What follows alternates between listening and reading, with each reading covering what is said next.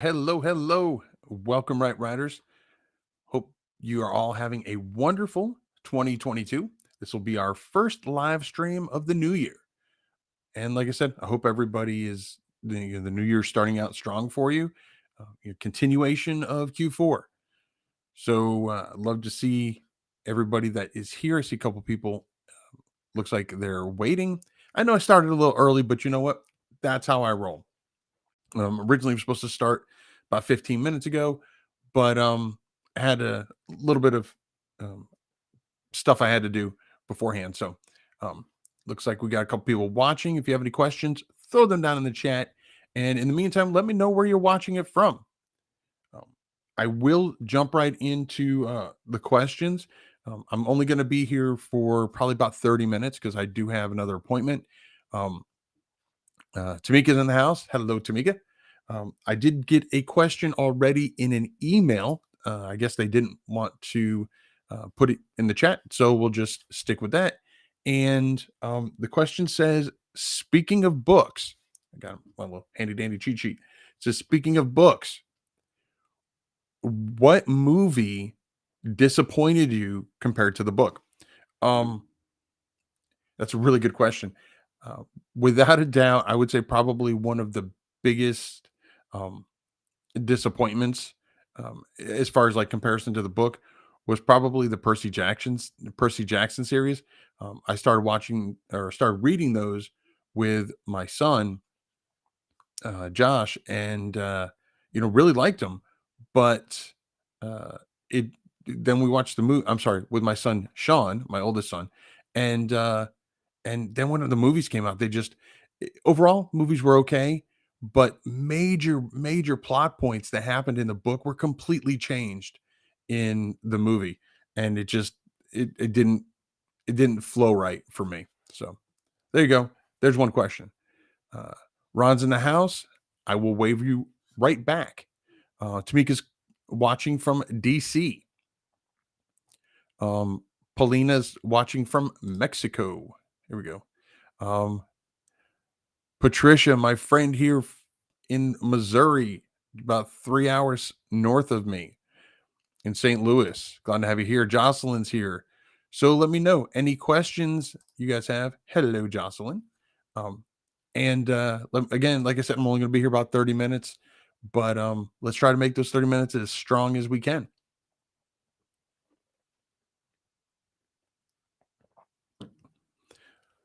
Anybody coming up with any New Year's resolutions? Little fun fact about me, I've had the same New Year's resolution for the last 4 years, and I've been able to do it every single year. And what it is to make at least one stranger smile every day. Now, granted, I don't go out every day, especially, with, cold weather and all the other stuff and some social distancing that's here. So sometimes I don't go out, but when I do, I make sure that I make at least one person smile. Now, that might be smiling and laughing at me. I'm okay with that.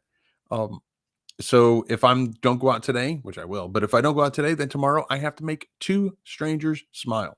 So there you go. There's my New Year's resolution. I've been able to keep it for the last 4 years, so I'm just going to keep it going. All right. All right. So we've got Florida in the house. I lived in Florida for a good 30-ish years, maybe a little bit longer. Okay, so here's another question we have, and that is, what's the best way to advertise children's books? Um, so I'm going to answer this in twofold. One is best as far as if you're more of an introvert, like a lot of us are. Probably, Amazon ads is a great way. It's um, fairly intuitive. There's also a lot of videos, whether it's mine, Dave Chesson with Kindlepreneur, a bunch of people on YouTube and elsewhere on the web have videos where Brian Cohen, where you can learn how to use Amazon ads. And so that's a good place to start. One problem I've seen people do, and not just with children's books, but in general, is they just stick with one. Now, when you're first starting out with ads, absolutely just stick with one. Um, just like with many things, you want to make sure that you get the one that that you're starting with, get that under your belt so you're familiar with it, you're comfortable with it. But then don't limit yourself to just that one, you know. Because your audience is everywhere, so you really should kind of diversify when it comes to your ads as well, and your marketing and promotion. um Podcast is a great way, podcasts that tailor to children. Jedley is great. I know he's really booked up. I've been on his show before, and he does, great work. He's, really engaging, has a great following. So podcasts are another way. Um, Now, and that could be YouTube podcasts, radio podcasts, whatever. Again, just kind of diversifying. So find out where your target audience is. Now, that leads me to my second one, which is, if you're either more of an extrovert or you're willing to step outside the box, even as an introvert, like I am, then what you can do is, author visits are a great way to connect directly with the children.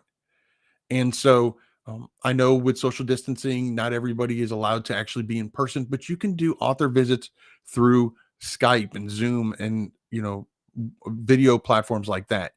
And just get in touch with libraries, school, elementary school libraries, middle school libraries, depending on, what actual age range your book is. And, get in touch with them and see about scheduling an author visit. If you're willing to actually go in there and you're able to, another thing that you can do is, a lot of schools, especially elementary, have book fairs. And if you're willing to help by donating, a certain percentage of the proceeds that you get from your sales to the book fair, then they might even be willing to help you and allow you to go in and do a talk, do a reading, sell some of your books there, and, maybe even sign them. So those are just some ideas of things that you can do with children's books to help promote and advertise. The big thing is like with a lot of genres, it's very, very competitive. And, there's a lot of well-known children's book authors out there. And because of that, you need to make sure, again, that you don't just stick with just one advertising platform or promotional platform. So you can do Amazon ads, but you also want to make sure that maybe have a YouTube channel that speaks to the kids. Um, so just something else, because you need to have multiple ways of engaging with your customers and getting your name and your book's title out there. I hope that answers your question. All right, next question. This one is from Patricia. What would be a good book reviewer for picture books? Free or inexpensive? Um, okay, so people say good. Um, good is subjective. It depends on what you're looking for. If you're looking for um, well-renowned, um, Kirkus is probably the best. KIRKIUS, something like that. You can just Google it up. They are paid. Now they're not paid because you're not allowed to pay for reviews. You're not paying with Kirkus. You're not paying for reviews. You're paying for the reviewer's time, and so that's a big difference. Um, and so I don't recall off the top of my head how much it costs. I do know there is a fee, um, but yeah, if you just go to their website, you'll be able to find out the price and everything else. That's probably the most well known, and that's not just for children's books. That's for all kinds of books. Um, I don't think there's many genres they don't do. Um, Also, get books reviewed. I've talked about that before on other lives. There, that's actually a group. It's like a social media almost. It's a platform specifically for authors, and it's where authors are reviewing other authors' books, reading and reviewing other authors' books. It is not review swaps. In fact, the the program doesn't allow you to even see any books from anyone that you've already reviewed or that has already reviewed you. So um, keep that in mind. So I hope that answers your question. And the get books reviewed that I don't recall off the top of my head how much it is. I think it's like $10 a month or something like that. Um, and you get tokens, and everything is done through tokens. So the more books you read and review, the more tokens you have, so you can get more people to read and review your books. So that's how that one works. Great question.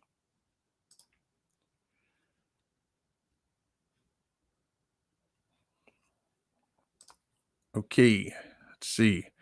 When wanting to write a no content, how do you pick a topic or prove an idea before writing it? Okay. So when it comes to no content, I'm going to call it creating the book instead of writing it, because if it's no content, there's nothing to write. Um, so honestly, I do it the way I do any kind of research for any book I may or may not um, publish, whether it's a written book, no content, low content, puzzle book, whatever. And what that is I use Amazon. I go in incognito mode. So if you go in your browser of choice on the right hand side, there's usually like some dots or something. And you click on it, and there should be something that says either incognito mode, private mode, whatever. You go in that, and then you go on to Amazon dot whatever your marketplace is that you want to search from, and you search up your idea and see um, what the competition is, and so that's going to tell you how competitive it is, because you don't want something super competitive, because then it's going to be a fist fight, and you're just trying to um, then you have to run a lot of ads in order to get your book seen. So the lower the competition, the better for you, assuming, and that's the second part, that there's sales. So what you want to do is you also want to look at the top, the first page is going to be about 16 books. um, the first one or two pages, look at the BSR or the bestseller rank, and that will tell you how they're selling. Because if there's no competition, but they're not getting a lot of sales, then it's not really one that you want to waste your time on. The holy grail, the ideal part would be low competition and high, bestseller ranks. Now, they don't all have to be high, but if you start seeing, out of the first page, you know, even one or two of them has like no sales at all, there's no BSR, well, then that might be a little bit of a red flag that there's not really enough search for it and people actually buying it. So those are the two things that I would do, and that I do as whenever I'm researching any niche for possible creation of books. So again, go on Amazon incognito mode. You want to look at the BSR. The easiest way to do that is to get the free Chrome extension, DS Amazon Quick View. And what that does is, and you've probably seen it in my videos, where on the main page, as soon as I do a search and I see all the books that are listed, you'll see like the BSR pop up, and that just saves me from having to click into each book and then scroll halfway down to the product description or product details and all that other stuff. So it just makes the process faster. And again, it's free. So that's DS Amazon Quick View.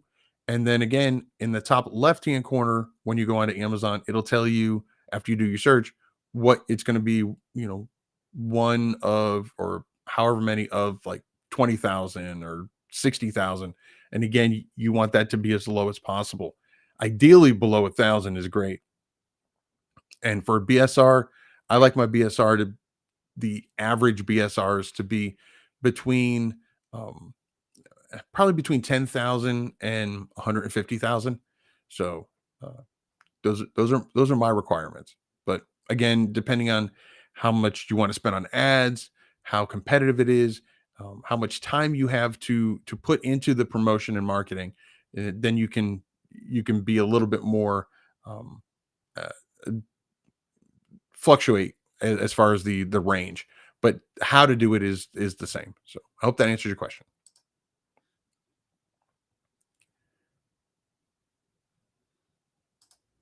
Okay, this is a great New Year's resolution. Get better with time. Yeah, time's hard because we all have the same. And you can spend your time wisely, or you can spend it um, you know, going down rabbit holes, which I've done both. So But yeah, getting better with time, great idea. Great idea. Best of luck. I love that you make one person smile a day. That's beautiful. Thank you very much, Tamika. I appreciate it. Okay. Patricia asks, what would be a good daily budget for your Amazon ads? Okay, so the first thing I always say when it comes to running any ads, I like to treat it like gambling because there are no guarantees.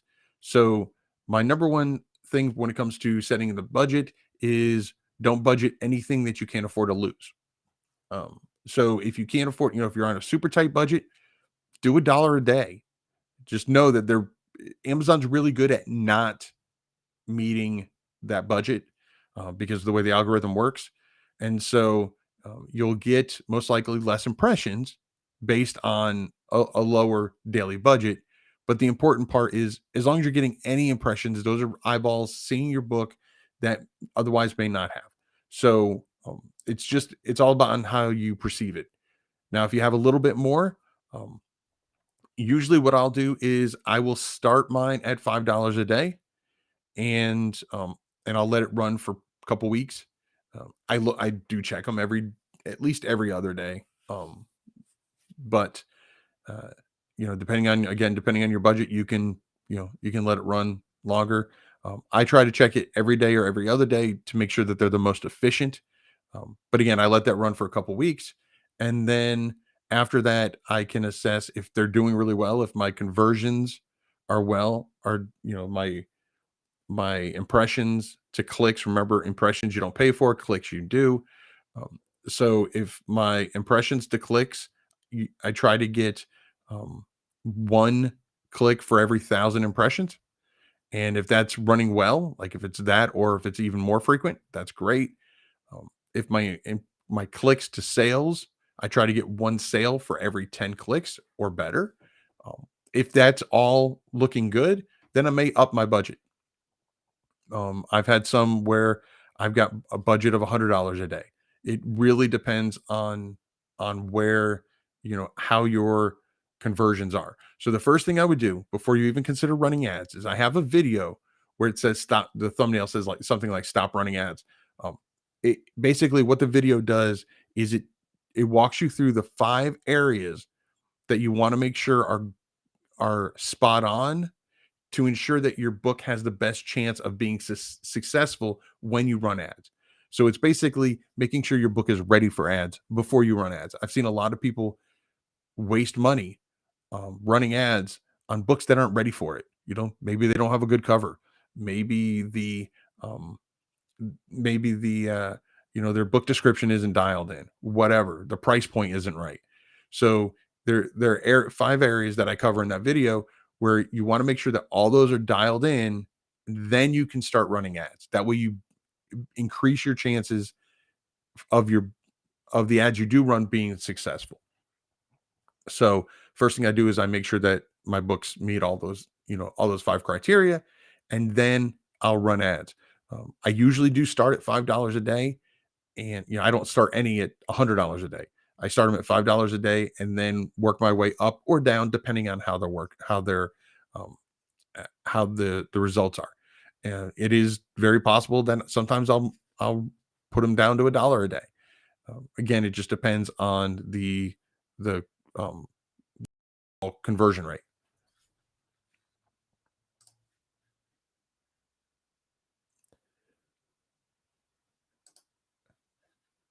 Okay, we've got another person in sunny Florida.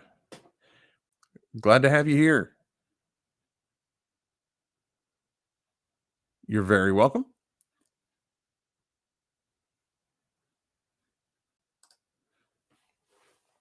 Okay, this is a really good question. Can you give info on Q1 compared to Q4 in as far as earnings? For example, in January, are your earnings like 25% from December? That's a great question. So it really overall Q4 is going to be your best uh, quarter. Um, and that's mainly because of the holidays and people like to spend stuff. But that said, a lot of people for the holidays get Amazon gift cards or Visa cards or whatever. And so for me, I also have, and I've got videos on this, but I also have some of the niches I'm in, I've done intentionally to be seasonal.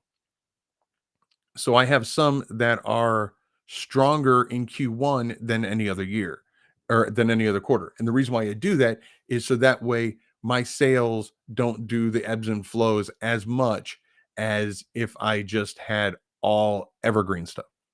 So, um, so in general, before I did that, typically what would happen is Q4 would be really good, and then January of of Q1 would be a drop, but it would be probably about 30% of what it was um, in December. Because again, we'd have those gift cards and things like that, and then February would kind of drop off, and then March, and during Q2 it would pick up a little bit. But because of the way I've set up my business to where I have different niches in that have hot seasons, and no pun intended, um, so some are very popular in Q1, some in Q2, and so on. Again, I do that so that way my business sees a more consistent sales quarter over quarter, month over month. Great question though.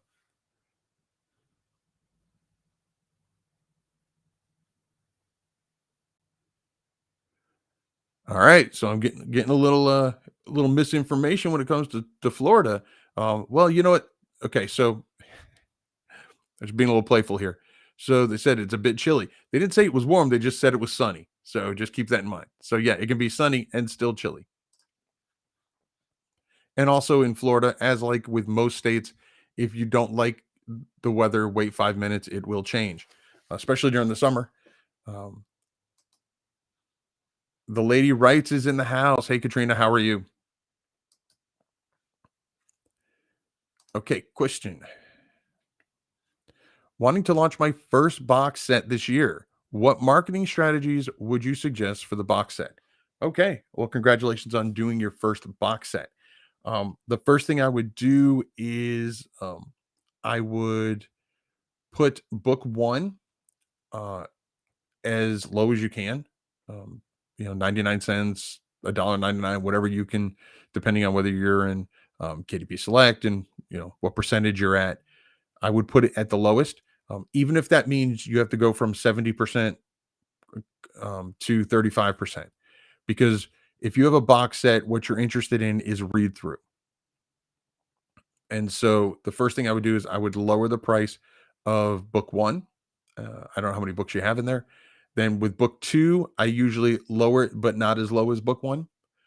So maybe like 99 cents for book one, $1.99 for book two, and then book three on or regular price. Again, trying to get your customer to do that read through, get them hooked on that first one or two books. That's the first thing I would do.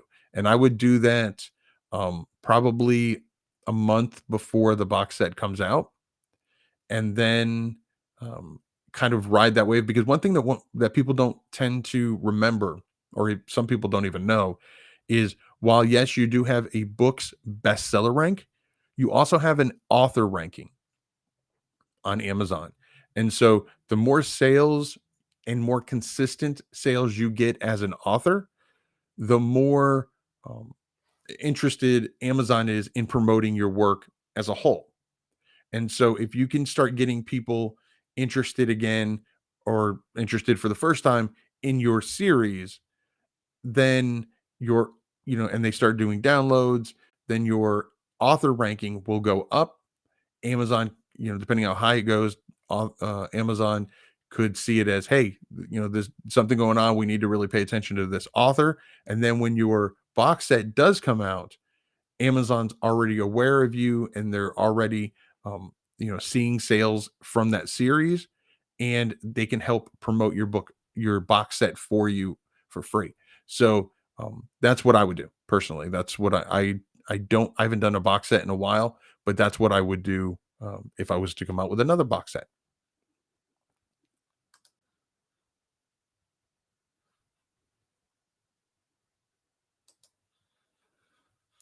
Okay, I hate giving away ebooks. What is the purpose of giving it away on Amazon? Ratings, but for free ebooks, does it help garner sales? Um, Reviews help. Reviews, ratings, especially reviews, they absolutely help with. I can't say necessarily they don't help exactly for sales, but they help for visibility.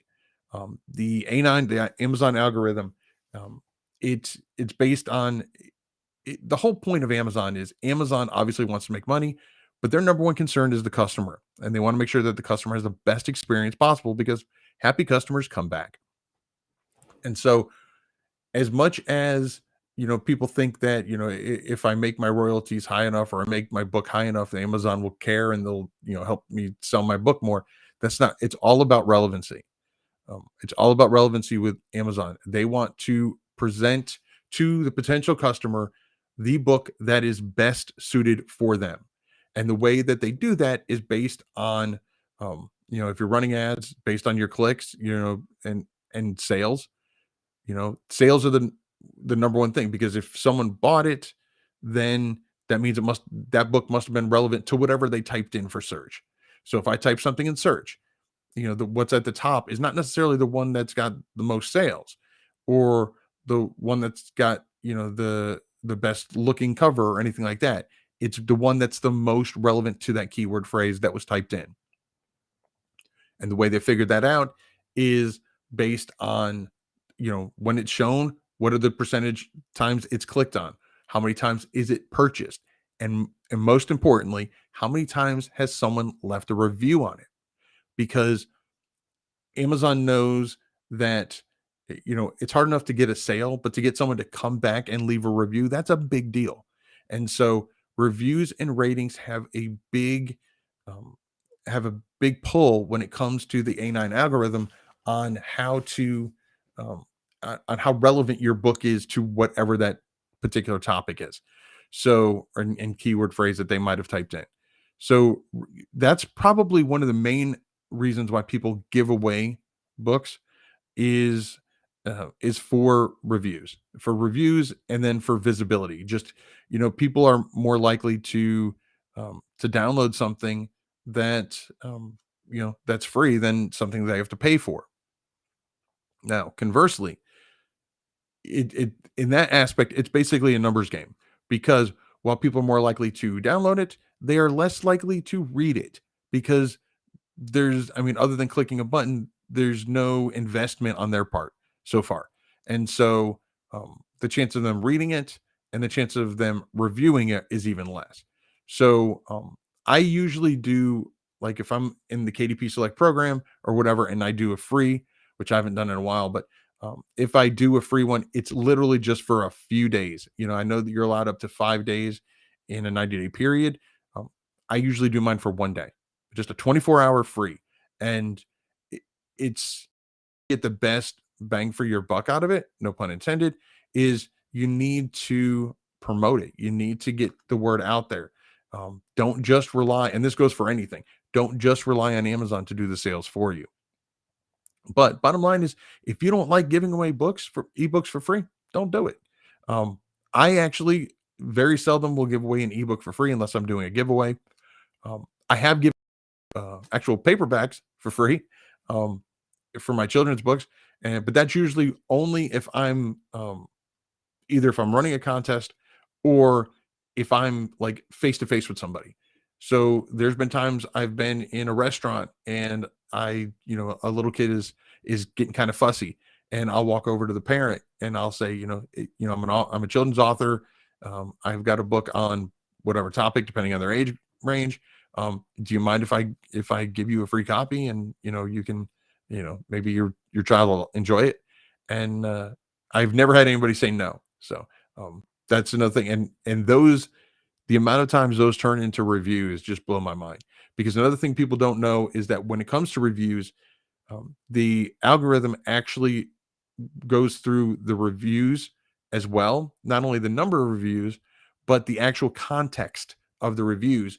And um, you can rank based on what other people are saying. So if you say your children's book is about teaching children golf, and um, someone puts in the review, "This is the best teaching children golf book I've ever seen," your book's going to rank higher because they not only did you get someone to buy it, you got someone to leave a review, but in their review, they're agreeing with whatever that keyword phrase is, then that shows the most relevance.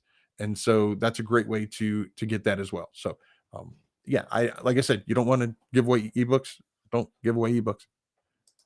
I mean, you got to remember when it comes to all of this, it's your business, it's your book, it's your business. So if there's something you don't feel comfortable doing or you just don't want to do, don't do it.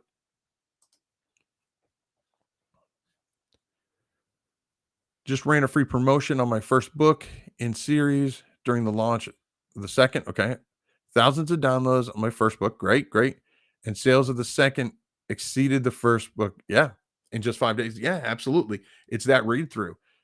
If your book one is good, then you're gonna get people to want to read that second one. Um, yeah.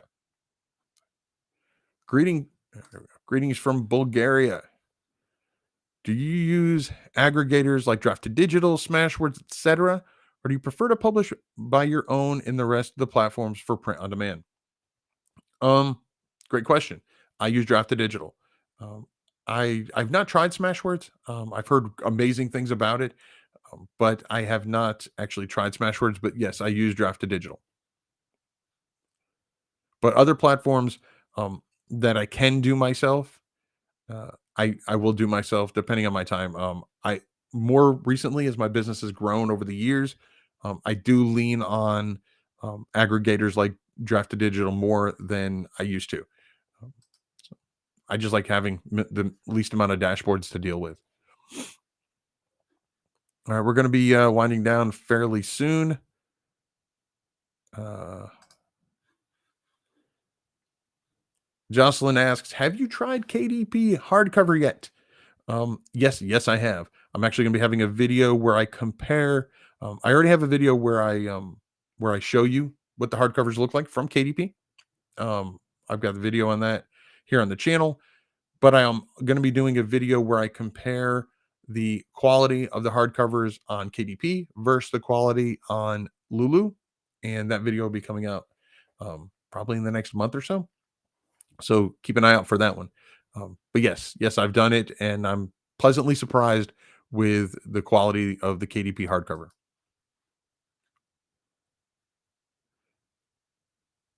JQ Rose, glad to have you here. Have a wonderful day. You're very welcome for the box set question. Happy New Year, says from Chicago. Great information as usual. Thank you so much for the kind words. I appreciate it. And Patricia says, "Thank you for all your advice and information. You are more than welcome. More than welcome." So, as we begin to wind down, if you have any other questions that come up, make sure that you just drop them down in the comments. I read and respond to each and every comment that comes through. If you have left a comment in the past and I have not responded to it, chances are, for whatever reason, YouTube has not let me see it. So, don't take it personally. Um, Easy Graphics is in the house. Hey, Andy. We're just about ready to wind down because I've got some appointments to do, but I'm glad to have you here. You can just go back and check out the video. We had some amazing questions. Although I think you probably know the answer to most of them already. If you've not checked out Easy Graphics channel, make sure that you check them out. Andy's a great guy, so check that out. SD says Dale recommended me to you. Yeah, Dale's a good buddy of mine. I really appreciate it. I hope I at least lived up to the expectations that he set. Um, but again, if you have any questions in the later on in the live or after we go live and we go down into the comments and I'll check them out on the replay. So until then, I hope everybody has a wonderful Wednesday, what's left of it. And remember to write right.